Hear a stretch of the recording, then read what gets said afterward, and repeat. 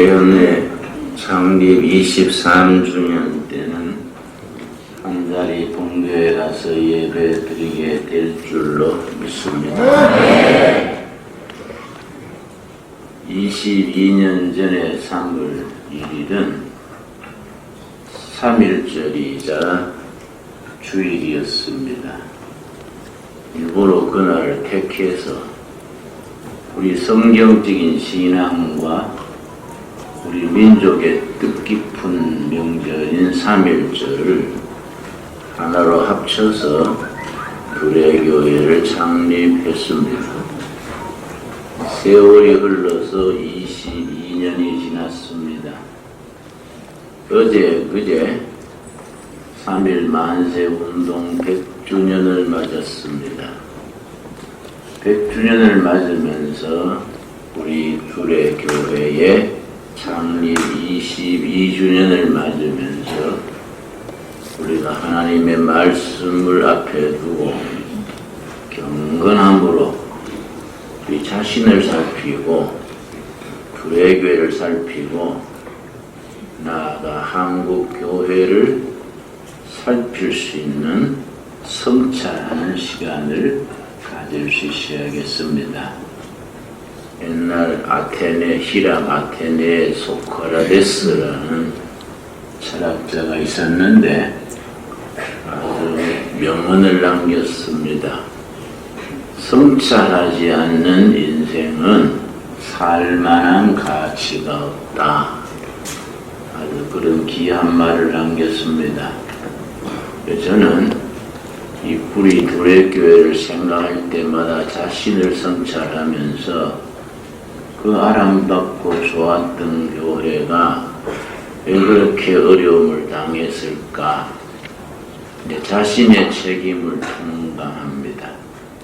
내 자신을 성찰할 때에 내가 너무 영적으로 나태하고 영적 분별이 약해져서 온 교인들이 고생하게 했다.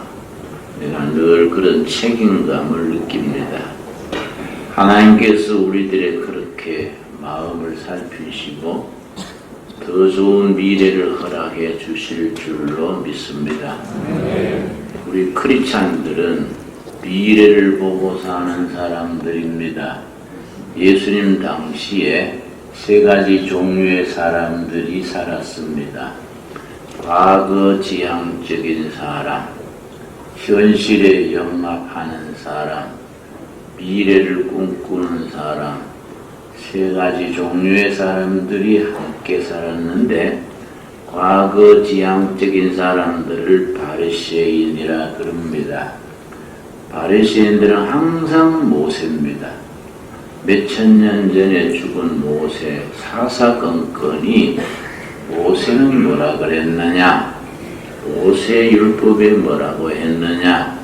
거기에 매여 살았던 사람들이 바리새인들이었고 현실 영합적인 사람들은 사두개인들입니다.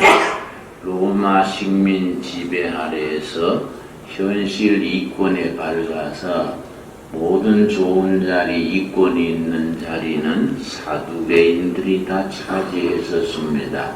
그런데 전혀 색다른 사람들이 있었습니다. 예수님의 제자들입니다. 그 사람들은 무슨 요즘 말하는 스펙이 있는 사람도 아니고 무슨 문벌이나 학식이나 교양조차도 제대로 갖추지 못한 사람들이었습니다. 그러나 그들에게는 미래에 대한 비전이 있고 생명에 대한 신앙이 있었습니다. 자기 목숨을 기꺼이 투자할 수 있는 열정이 있었습니다. 예수님의 제자들은 미래를 바라보고 예수님께서 유언처럼 말씀하시기를 땅끝까지 이르러 복음을 전하라 하셨습니다. 그러나 예수님의 12제자들 중에 땅끝이 어딘지도 아는 사람이 없었습니다. 학교를 다니지도 않았고 지리책도 보지 않았는데 갈릴리 호수를 그들은 바다라 그랬습니다. 바다를 본 적이 없기 때문에 갈릴리 호수를 바다로 알고 그 이스라엘 그 척박한 땅이 그 세계 전체인 줄 알고 살았습니다. 그런 사람들에게 예수님께서는 땅끝까지 복음을 전하라 말씀하셨고, 예수님이 부활 승천하신 후에 12 제자들이 철저하게 땅끝까지 가서 순교했습니다. 굶어 죽고 맞아 죽고 십자가에 거꾸로 매달려 죽고, 그들은 하늘나라를 위해서 기꺼이 지상에서 그렇게 고난의 삶을, 그런 미래를 택했던 사람들입니다. 자, 100년 전에 3.1절을 생각하면서 여러분 3.1 독립선언문을 다음 우리 23주년 때 한다리에서 예배드릴 때는 3.1 독립선언문을 같이 인쇄해서 우리 함께 읽었으면 좋겠습니다. 오늘 여러분 주보에 동봉했는 쪽지가 있지요. 조그마한 쪽지 다 받으셨지요. 22년 전에 3월 1일 창립할 때에 설교했던 설교 전문을 아침 원고가 남아 있어서 우리 차 목사님하고 의논해서 다시 이렇게 프린트해서 여러분 하나씩 다 받게 했습니다. 여러분 집에 가셔서 이번 주에 다 한번 읽으시면서 22년 전에 두레교회가 창립할 때는 어떤 정신, 어떤 기도 제목을 가지고 어떤 비전을 가지고 우리 교회가 시작했던가, 그렇게 살펴볼 수 있게 되기를 바랍니다. 3.1 만세운동과 우리 두레교회 창립이 무슨 관계가 있는가, 우리 민족의 독립운동과 교회 선교가 무슨 관계 있는가, 그 점을 우리가 성경적인 바탕에서 깊이 생각해 볼 필요가 있습니다. 우리 1919년 3월 1일에 우리 파고다 봉헌에서 선포된 3.1 독립선언서에는 3가지 정신이 주축을 이루고 있습니다. 첫째는 자유정신입니다. 둘째는 평화정신입니다. 셋째는 무저항정신, 저항정신입니다. 여러분, 우리가 100년 전에 우리 조상들이 칼 하나 들지 않고 창 하나 들지 아니하고 맨몸으로 일본 경찰, 일본 헌병들 앞에 몸을 던지셨던 것은 그런 투철한 민족 정기, 자주정신, 평화정신, 저항정신을 온몸으로 불태우는 열정이 있었기 때문입니다. 그때 우리 한국 전체, 조선반도 전체 기독교인은 전 인구의 1.7%밖에 되지 않았습니다. 그런데 민족 대표 33명 중에 16명이 장로 목사였습니다. 크리스찬들이 50%에 가까웠고, 만세운동을 일으킨 만세운동의 지도에서 75%가 교회를 중심으로 만세운동이 일어났습니다. 그걸로 보건대 우리 조상들은 100년 전에 하나님 사랑과 교회 사랑, 예수 사랑과 동포 사랑을 한 가슴, 한 신앙으로 품고 살았습니다. 그 자유정신이 얼마나 소중합니까? 여러분, 갈라디아서 5장 1절 말씀 다 한번 찾아보겠습니다. 마르틴 루터가 갈라디아서 5장 1절을 걸어 나의 복음이다, 나의 복음이다, 기독교 복음의 가장 자랑스러운 복음이다, 그렇게 칭찬했던 내용입니다. 갈라디아서 5장 1절 말씀, 이 자유정신입니다. 갈라디아서 5장 1절, 그리스도께서 우리를 자유롭게 하려고 자유를 주셨으니, 여러분, 예수를 믿고 하나님의 사람으로 산다는 것은 누구에게도 어떤 체제, 어떤 이데올로기, 어떤 이권에도 매이지 않는 자유인으로 살아가는 것입니다.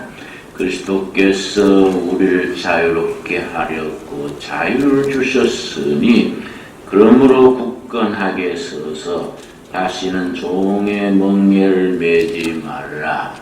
특별히 3.1절 100주년 맞는 어제는 보이지 않게 특별한 사건이 한 가지 있었습니다.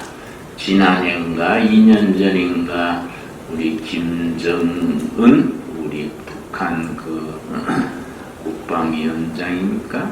무슨 위원장입니까? 그 사람의 이복형이 누구죠? 김정남입니다. 김정남의 이제 독사를 당했는데 그 아들이 김한솔입니다. 김한솔을 어떤 단체에서 보호를 해서 그 3.1절 100주년을 맞으면서 자유조선 임시정부를 건립하는 선포를 했었습니다.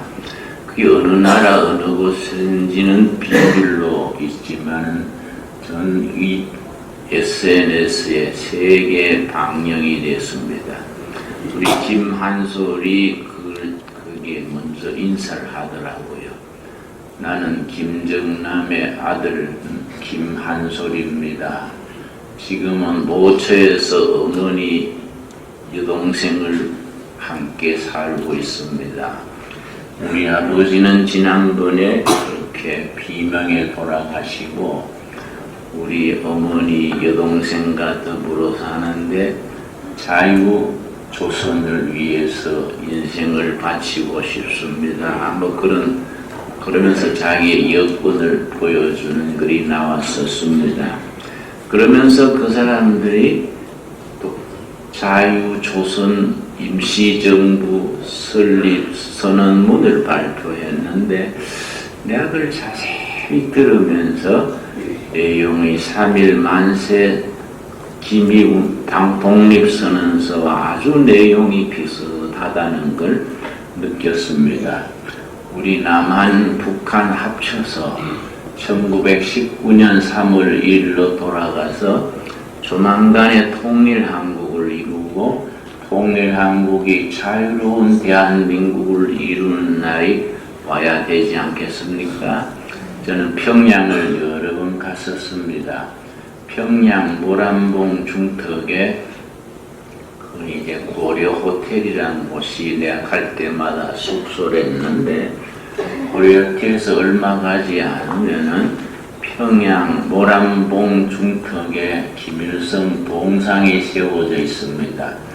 평양 시가지를 내려다보면서 아주 좋은 자리에 김일성 동상이 크게 세워져서 평양 시가지를 내려다보고 있습니다. 나는 갈 때마다 그 곳을 방문하는데 그러니까 결혼식 했는 신부들은 곧바로 거기에 와서 꽃다발을 헌신하는 그런 그 사람들의 관례인 것 같아요. 나는 그걸 몇 바퀴씩 돌면서 생각합니다. 밧줄을 어디서 걸어서 땡기면 넘어질까? 나는 그걸 아주 궁리합니다. 내가 괜히 하는 소리가 아닙니다. 왜 그 자리가 중요하냐면은 1907년 평양 대부흥운동이 일어났던 교회가 장대현 교회인데 김일성 동상이 있는 자리가 장대현 교회를 헐어버리고 그 자리에 김일성 동상을 세웠습니다. 이 평양 대부흥운동은 한국교회로서는 굉장히 중요한 행사입니다. 1907년 1월 2일부터 1월 13일까지 전국 남전도회 도사경회, 전국 교회 남전도회 임원단들이 모여서 1200명이 모여서 일주일 열이틀 동안 성경 공부하는 도사경회를 열었습니다. 그 지도자가 길선주 장로였습니다. 그 길선주 장로가 그 모란봉에 있는 자기 밭 700평을 교회에다가 바쳐서 그 자리에 지은 교회가 장대현 교회입니다. 그 유서 깊은 교회를 헐어버리고 김일성 동상을 세웠다는 것은 얼마나 우리가 참 교회로서는 불명예스럽고 안타까운 일입니까? 나는 지금 79살입니다. 내가 기도하는 제목이 있습니다.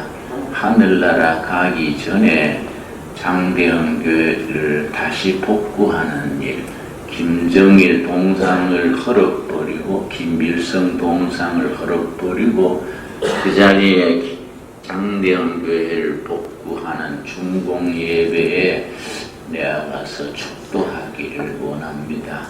우리 설교는 우리 차 목사님이나 한 목사님 같은 젊은 목사님들이 해야지요. 나는 뭐 글자 그대로 원로니까 축도를 내가 했으면 좋겠다. 난 그렇게 될 줄로 믿습니다. 여러분 그 장대현 교회 복구 건축할 때 헌금합시다.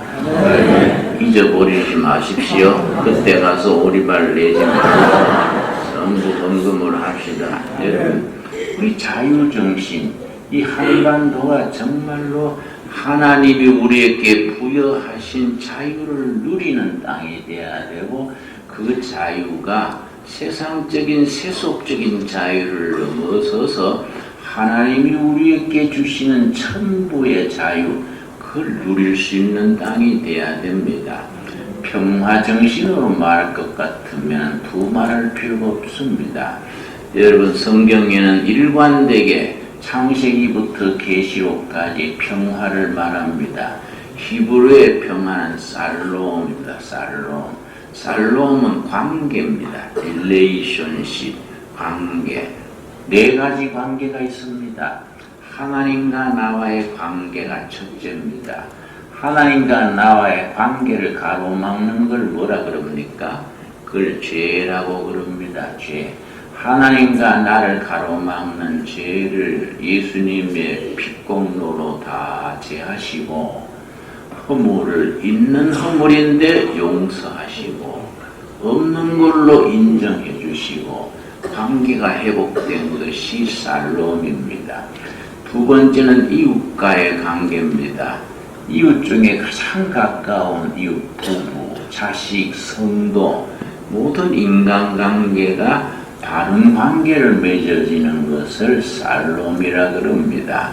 세 번째는 자기 자신과의 관계입니다. 자기 자신과의 무슨 관계가 있느냐? 어릴 때 사랑받아야 될 나이에 사랑을 받지 못하고 학대를 받았거나 너무 사회 스트레스에 시달리며 살았거나 그런 사람들은 요즘 말하는 EQ, 정서 체계가 무너져서 자기와의 관계가 삐뚤어지기 쉽습니다. 흔히 하는 말로 열등감, inferiority complex, 혹은 우월감, superiority complex, 컴플렉스 때문에 마음이 병들고 사람을 의심하고 어떤 경우는 의처증, 의부증이 생기고 그런 불신사계를 이루게 됩니다.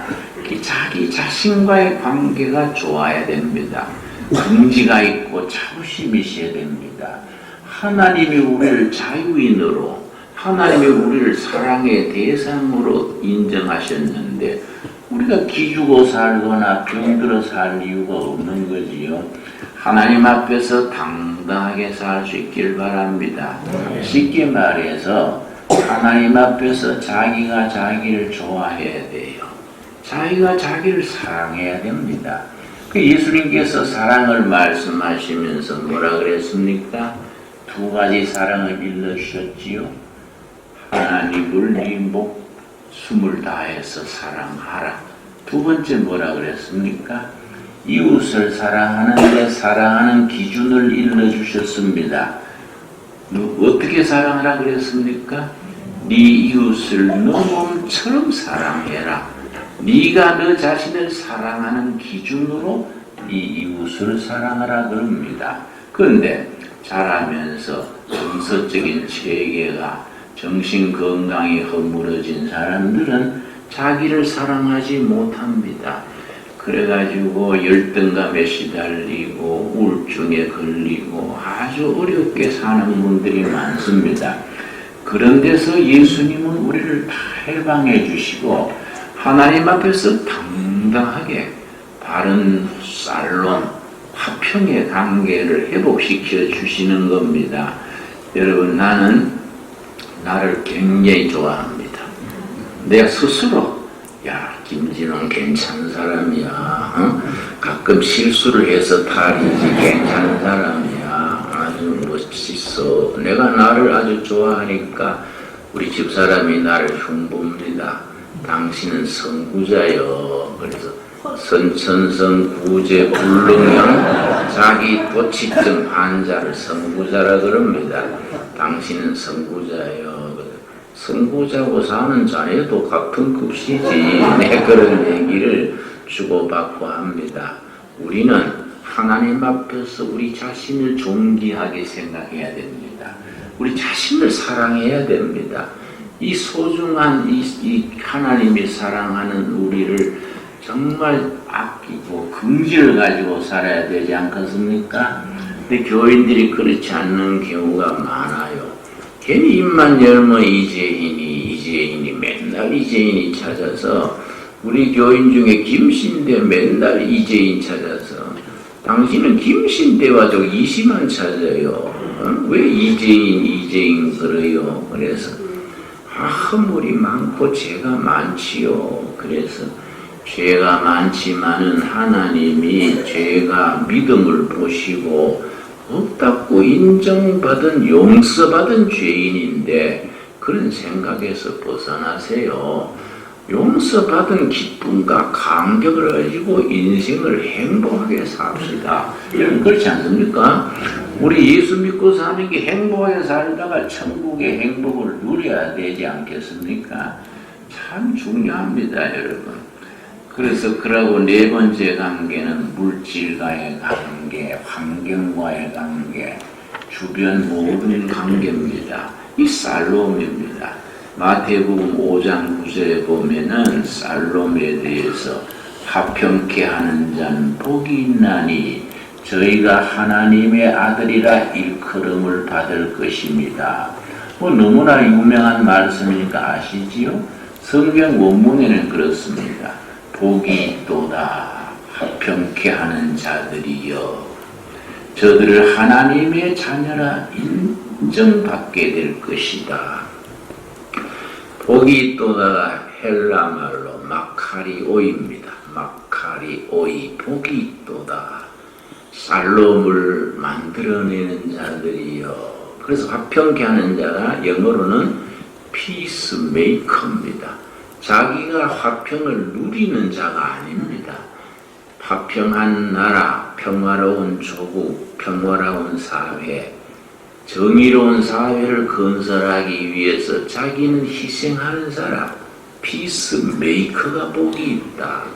우리가 신앙생활을 잘못 생각하면 내가 잘 먹고 잘 살고 편하게 사는 것을 화평케 하는 자로 오해하기 쉽습니다. 성경 본문은 분명히 일러줍니다. 피스메이커들은 복이 있다. 화평을 만들어내는 자들은 복이 있다. 화평한 교회, 화평한 세상, 화평한 역사를 만들기 위해서 자기는 잠 못 자는 밤과 고난과 역경을 스스로 감당하는 사람, 그 사람이 복 있는 사람이다. 어떤 사람들이냐? 그런 사람들을 하나님의 아들, 딸이라고 인정하게 될 것이다. 여러분, 우리 3.1 만세 사건이 얼마나 중요하냐면은 1919년 만세 사건 3월 1일 일어난 뒤에 중국 사람들이 너무 부럽고 놀래가지고 곧 이어서 5월 4일에 중국의 오사운동이 일어났습니다. 중국 현대사의 기폭점이라 그럽니다. 3.1 만세운동이 극동의 조그마한 나라 에서 일어났는데 중국을 움직인 5.4 운동이 일어나고 그해 가을에 말레이시아 독립운동까지 뻗쳤습니다. 우리 한일 만세 운동은 세계사적인 사건이었습니다. 우리 후손들이 그런 선조들의 그 뛰어난 정신을 잊어버리고 너무 소인배들이 돼가지고 좁은 땅에서 싸움질하고 욕하고 사는 걸 보면은 우리 예수님께서 얼마나 한심하게 보시겠습니까? 우리 두레교인들은 아무리 어려운 고비를 넘기고 힘드는 삶일지라도 정말 평화를 만들어내는 사람, 피스메이커로서 당당하게 자기 사명을 감당하는 성도들이 될 수 있게 되기를 바랍니다.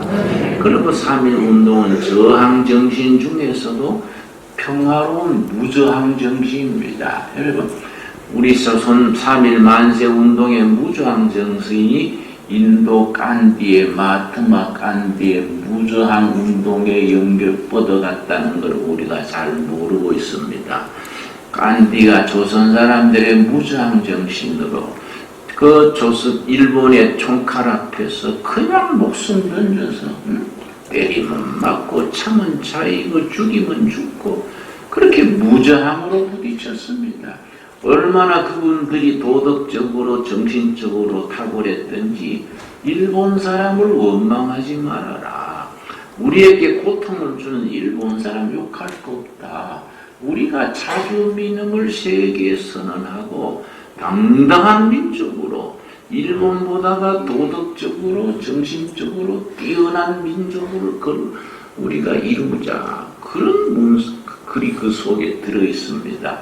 정말로 우리가 위대한 사건이지요. 이런 것들이 성경의 기초 위에서 서 있다는 걸 우리가 알아야 됩니다. 여러분, 우리 저항정신에 대해서 기독교 정신, 성경 정신은 부당한 권력에 대해서 부정직, 불의한 인간 압박에 대해서 저항하는 정신입니다. 저 하버드 대학의 하비 콕스라는 신학자가 있었는데 세속도시라는 책을 썼습니다. 그 서두에 뭐라고 썼느냐 하면은 역사상 가장 위대한 책은 무슨 책이냐? 출애굽기라. 역사 가장 세계사의 변화를 준 최고의 책이 출애굽기다. 왜냐? 출애굽기 이전에는 모든 국민은 왕의 부속품입니다. 모든 재산은 왕의 것입니다. 모든 왕 앞에 인간은 노예했습니다. 그런데 출애굽기에 아니다. 왕도 사람이다. 하나님 앞에 왕이든 노예든 평등하다. 모든 인간은 하늘이 부여하신 인권을 가지고 있다. 그걸 선포한 것이 출애굽기입니다. 그래서 하비 콕스의 지적은 역사상 가장 위대한 변화를 일으킨 책이 출애굽기다. 그래서 일본 경찰은 그 뒤로 교회를 사찰하면서 목사들이 출애굽기와 요한계시록은 설교 본문으로 삼지 못하게 했습니다. 일본 경찰이 예배 시간에 뒤에 앉아 있다가 사회자가 목회자가 출애굽기 본문을 읽으면 바카야로 중단해 못하게 했습니다. 그리고 일본 경찰이요 요한계시록을 읽으면은 하나님이 승리자다. 일본 천황은 그 밑에 한 인간일 따름이다. 요한계시록이 그런 걸 가르친다고 요한계시록을 읽으면 협박을 하고 끌어가고 그랬습니다. 우리 3.1 운동이 있었기 때문에 우리 민족 36년의 종의 역사가 위대한 역사가 되는 겁니다. 그런 저항정신이 성경에서 뿌리를 두고 있습니다. 저 발칸반도 유럽에 가면은 핀란드라는 나라가 있고 에스토니아라는 나라가 바다 이쪽 저쪽에 같이 붙어 있습니다. 같은 민족, 비슷한 인구, 비슷한 크기의 땅인데 핀란드는 국민소득이 4만 불을 넘어섰습니다. 에스토니아는 아주 이천불이 되지 않습니다. 의미를 겸하고 있습니다. 첫째는 사명감을 주셨다는 얘기입니다. 둘째는 그 사명을 감당할 능력을 주었다는 말입니다. 하나님께서 우리 활빈가족, 두레가족들에게 사명을 주셨습니다. 미션, 사명, 목숨을 걸고 그 사명을 감당하다가 천국까지 오라는 사명을 주시고 그 사명을 감당할 수 있는 능력 또한 주셨습니다. 그 사명과 능력을 잊어버리면 악하고 게으른 종이라 심판받게 됩니다. 그 사명을 감당할 때 하나님께서 우리를 칭찬하시고 천국 잔치에 참여하신다고 했습니다. 가난한 자에게 아름다운 소식을 전하게 하려 하심이라. 나를 보내사 마음이 상한 자를 고치며 포로된 자에게 자유를, 갇힌 자에게 노임을 선포하며 마음 상한 자, 가난한 자, 포로된 자에게 그리스도로부터는 자유와 해방을 선포한다 그랬습니다.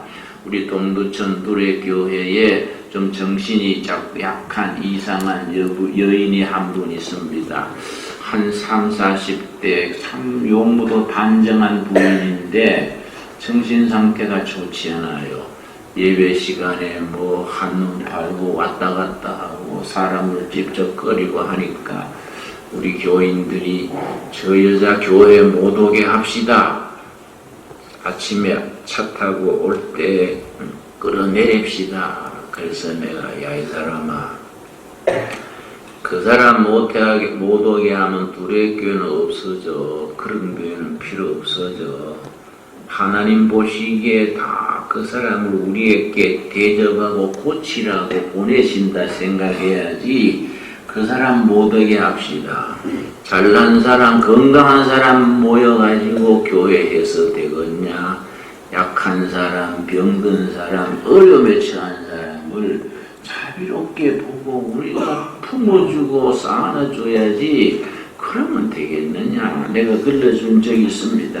목사님이 그래 하니까 교회가 맨날 질서가 없지요. 그래서 질서가 좀 없으면 어떠냐? 응? 우리가 뭐 내 차 이 세상에 무슨 질서가 있다고 그러냐? 나라도 개판 5분 전인데 뭘 그러냐? 두레교회 혼자 질서 정연하려고 하면 되겠냐? 여러분 아멘 하시지요? 여러분 우리가 상한 자, 눌린 자, 서러운 자 같이 모여서 예배드려야지. 모범생만 잘난 사람 모여가지고 할렐루야 한다고 하나님의 애착 기뻐하시겠습니까? 여러분 이 본문 말씀 참 중요합니다. 1절서 4절 말씀. 여러분 저는 또 마이크 앞에 서면 길어지는 습관이 있어서 말씀을 줄이겠습니다. 여러분 오늘 나눠주신 이 본문 중에 이 설교 22년 전에 설교 중에 앞에 성경 구절 한 절 나와 있습니다. 우리 한번 다 보겠습니다. 우리 지역에 새로운 공동체를 열며 뉴 커뮤니티, 새로운 공동체가 교회입니다. 세상 공동체와 구별되는 새로운 공동체가 교회 공동체입니다. 자, 그러면서 마가복음 6장 34절을 그때 읽었습니다. 그 앞에다가 썼습니다. 예수께서 나오사 큰 무리를 보시고 그 목자 없는 양 같음을 인하여 불쌍히 여기사 이에 여러 가지로 가르치시더라. 이 말씀하신 뒤에 물고기 2마리와 보리떡 5개로 5,000명을 이어서 먹이셨습니다. 여러분 예수님께서 보리떡 5개와 물고기 2마리로 먹이신 기적은 이 누가복음 6장 34절을 바탕으로 그 이어진 사건입니다. 다시 읽겠습니다. 예수께서 나오사 큰 무리, 여러분 연필이 있으면 무리에 줄을 치십시오. 무리, 요 단어가 아주 중요합니다. 헬라어로 오크로스입니다. 오크로스 무리, 백성입니다. 그 신약 성경에 비슷한 단어가 둘이 있습니다. 오크로스도 무리고 데모스도 무리, 백성입니다. 차이가 있습니다. 오크로스는 힘없는 백성, 기댈 데 없는 백성, 춥고 배고픈 백성이 오크로스입니다. 데모스는 자기 주장할 수 있는 권리, 기댈 언덕도 있고 백도 있고 보호받는 백성이 데모스입니다. 데모스에서 데모크라시가 나왔습니다. 그 예수님을 따르는 무리들은 오크로스입니다. 기댈 데 없는 민초들입니다. 성경을 깊이 읽어보면요, 데모스들은 예수님 앞에 오지 않았습니다. 그 사람들은 예루살렘에 올라가서 대제사장에게 제사 지냈습니다. 예수님을 따라온 무리들은 춥고 배고픈 민초들이 예수님 앞으로 왔습니다. 그래서 한국신학대학 기장 쪽에서는 이 말씀을 근거로 민중신학을 발전시켰습니다. 그 민중이라는 용어를 오크로스에서 땄습니다. 오크로스 무리를 보시고 목자 없는 양 같음을 인하여 불쌍히 여기사 바른 지도자, 바른 목자를 만나지 못해서 헤매는 백성들을 안타까 여기셨다. 불쌍히 여기셨다. 이 불쌍이란 단어가 헬라어의 헤세드입니다. 히브리어로 헤세드입니다. 이 헤세드, 불쌍하다는 말이 성경 전체 중에서 하나님의 마음을 가장 정확하게 나타내는 단어가 헤세드입니다. 헤세드. 지도자 없이 목자 없이 헤매는 무리 오크로스들을 예수님의 헤세드, 불쌍히 여기셨다. 헤세드란 말이 우리 동양적인 표현에 적합한 단어가 있습니다. 측은지심, 측은지심. 측은지심이 헤세드에 해당합니다. 불쌍히 여기사 이에 여러 가지로 가르치시더라. 이 시대에 예수님께서 이 땅의 오크로스들을 불쌍히 보시고 남북 간에 떠도는 백성들에게 복음의 진리로 새로운 세상, 새로운 공동체, 교회 공동체를 이루실 줄로 믿습니다. 우리 구리도래 교회가 그런 교회로 점지받게 될 수 있기를 바랍니다. 끝으로 여러분, 사도행전 2장 오순절 성령 역사가 임한 뒤에 성령 역사가 임하자 베드로와 사도들이 성령 충만해서 정말로 예루살렘 시내에 나가서 열변을 토하며 전도했습니다. 사도행전 2장 1절 오순절날이 이미 이름에 그들이 다 같이 한 곳에 모였더니 호련히 그 다음 뭐라 그랬습니까? 하늘로부터입니다. 하늘로부터. 이 기독교는 하늘로부터 시작해서 하늘로부터 끝나는 겁니다. 교회들이 왜 시끄럽습니까? 하늘로부터 임하는 하나님의 계시, 하나님의 모습은 잊어버리고 땅의 소리만 하고 있으니까 사람 냄새나고 시끄러워집니다. 하늘로부터 급하고 강한 바람 같은 소리가 있어 각 사람 위에 임하여 있더니 오순절 성령 충만한 역사가 시작돼서 그리스도의 교회가 시작이 되었습니다. 거기서부터 교회가 힘차게 뻗어나가는데 베드로가 예루살렘 시민들 앞에서 연설을 합니다. 17절 말씀, 16절, 17절, 사도행전 2장 16절. 이에 곧 선지자 요엘을 통하여 말씀하신 것이 이르시되 요엘서 2장 28절에 800여 년 전에 요엘 선지가 예언했던 말씀을 베드로가 지금 그 말씀이 응답되는 것이다 선포하는 겁니다. 800년 만에 요엘 선지자의 예언을 베드로가 그 말씀이 지금 이루어지는 거이다 선포합니다. 17절 말씀 하나님이 말씀하시기를 말세 내가 내 영을 모든 육체에 부어주리니 너희의 자녀들은 예언할 것이요 너희의 젊은이들은 환상을 보며 너희의 늙은이들은 꿈을 꾸리라. 위대한 선포입니다. 오늘 우리 둘의 교회, 할빈교회, 우리들의 섬기는 교회에 이 말씀이 다시 재현될 수 있게 되기를 바랍니다. 성령께서 임하셔서 우리 자녀들이 예언한다 그랬습니다. 젊은이들이 환상 비전을 본다 그랬습니다. 늙은이들이 꿈을 꾼다 그랬습니다. 여러분, 예언한다는 말이 무슨 말입니까? 두레교회 젊은 자녀들이 예언을 한다는 겁니다. 예언이 뭐이냐? 길 없는 시대의 길을 선포하는 것을 예언이라 그럽니다. 여러분, 두레교회 자녀들이 길 없는 시대에 남북 통일의 길이 없고 경제가 길이 없고 국민 정신이 길을 잃고 우왕좌왕할 때에 이것이 길이다. 예수님께서 요한복음에 내가 길이요 진리요 생명이라 이르신 말씀을 따라서 예수 그리스도가 길이다. 이것이 길이다. 우리 자녀들이 길 없는 시대에 길을 선포할 수 있는 예언자로 길러질 수 있게 되기를 바랍니다. 성령이 임하셔서 두레교회 청년들이 여러분 환상 비전입니다. 비전을 보는 젊은이 되기를 바랍니다. 우리 두레교회 청년회가 부흥된다고 소문이 납니다. 아마 90년 100명 넘어서는 것 같아요. 얼마나 아름다운 일입니까? 두레교회 청년들이 성령 받아서 환상 비전을 보는 청년들이 자라야 됩니다.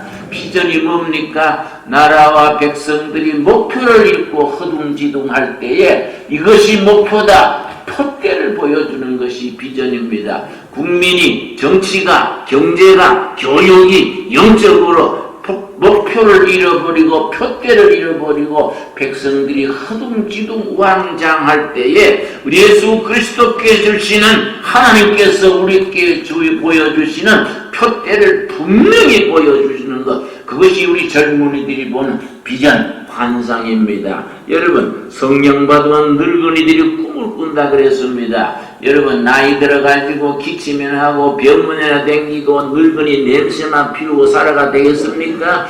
늙은이들이 정신 차려야 나라가 됩니다. 늙은이들이 꿈을 꾸는 늙은이가 됩니다. 통일 한국 시대에 평양 가서 예배드리고 저 백두산에 가서 수양회도 열고 금강산에 가서 우리가 기도회도 열고 북한 동포들을 다 끌어안고 예수님이 길이다. 민족의 비전이 그리스도에 있다. 기독교가 살 길이다. 이런 비전과 이런 예언을 선포할 수 있는 꿈 있는 늙은이들이 될 수 있게 되기를 바랍니다. 여러분, 두레교회 늙은이들이 꿈을 꿔야 됩니다. 늙은 나이에 그냥 기침이나 하고 노인 냄새 피우고 살지 맙시다. 늙은이들이 꿈을 꿔서 젊은이들을 이끌어줄 수 있는 살아있는 늙은이, 예수 그리스도의 늙은이, 그 생명을 가진 늙은이가 되어서 이 한 목숨 남은 삶을 천국 복음을 전파하는 일에 인생을 투자할 수 있는 멋있는 늙은이, 건강한 늙은이, 성령 받은 늙은이들이 이 자리에 넘치게 될 수 있게 되기를 바랍니다. 22주년을 맞으면서 이런 신앙을 다짐하면서 23주년 때는 한 달이 본교에 가서 예배 드린다는 꿈을 가질 수 있게 되기를 바랍니다. 혼자서 꾸는 꿈은 꿈으로 끝납니다. 여럿이 함께 꾸는 꿈은 역사가 이루어진다. 그런 격언이 있습니다. 한 사람이 꾸는 꿈은 꿈으로 끝나지만은 여러 명이 합쳐서 합심 기도하면서 꾸는 꿈은 역사를 이룬다. 그 말씀대로 이루어지는 재단을 함께 이루어갈 수 있기 바랍니다.